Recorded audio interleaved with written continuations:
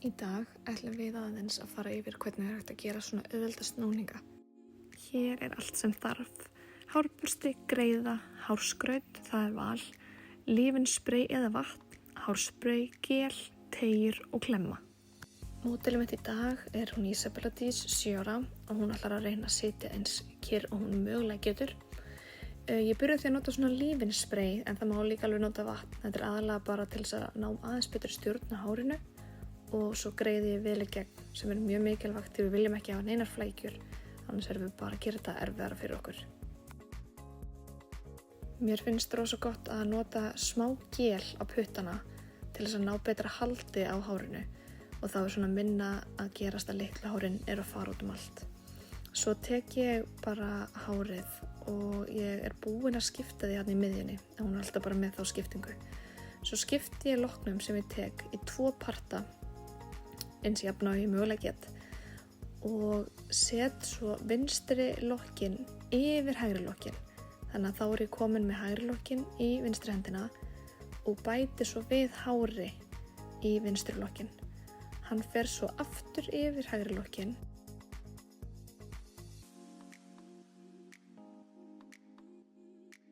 og svo endur tek ég þetta bara. Ég tek alltaf hár og bæti við vinstri lokkin og set hann yfir hægri lokkin. Ég endur tek þetta alveg þangað til ég er komin að eyranu, þannig að sé ekkert hár svona að fara í andlitið.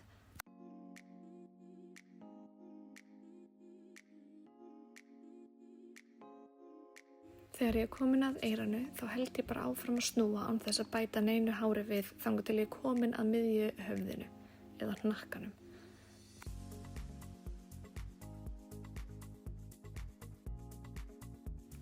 Þá sæki ég mér klemmu til þess að festa lokkin á meðan ég geri alveg nákvæmlega það sama hinum megin. Þegar ég er búin að gera það sama hinum megin þá tek ég eina svona glæra teygju. Hún má líka vera í öðrum lit, mér finnst mjög gott að hafa hana glæra þá sést hún minna. Tek lokkana saman og ég festi á saman með teygjunni þarna aftan á höfðinu.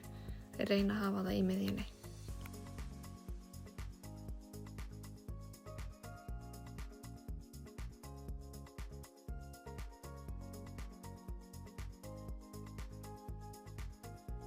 Mér finnst alltaf fallegra að toga svona aðeins til snúningana, það verður það svona aðeins stærri og meiri.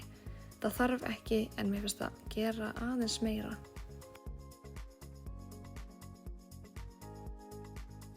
Þegar ég er búin að toga þetta til og er ánægð með hvernig þetta lítur út, þá bæti ég við hárskrauti.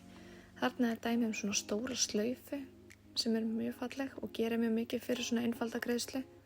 Svo prófaði ég líka að setja eina svona litla slaufu sem er líka mjög fallegt og mjög kannski aðeins hversdagslegra heldur en stóra slaufan og hægt að fara svona bara í skólan.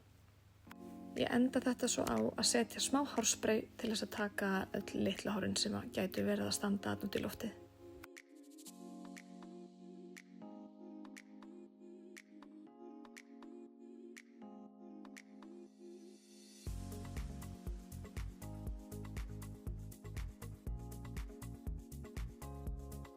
Hérna er svo næsta módel, hún er Lísbet Mjöll. Ég ákvað að sýna ykkur líka hvernig ég ger þetta í hana því að hún er ekki með topp eins og systir sín. Þá kemur þetta aðeins öðruvísi út en maður gerir bara nákvæmlega það sama. Við tökum alltaf vinstri lokkin og setjum hann yfir hægri lokkin.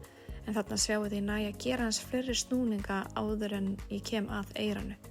En ég geri þetta bara alveg eins, festi og svo saman að aftan og set svo bara hárskraut þegar ég er búin að toga á aðeins til. Ég vona að ég hef lært eitthvað af þessu. Þetta er talsvert auðveldar en að gera fléttu og kemur bara mjög vel út og ættu allir að geta gert þetta og stelpurnar rosa fínar. Takk fyrir mig.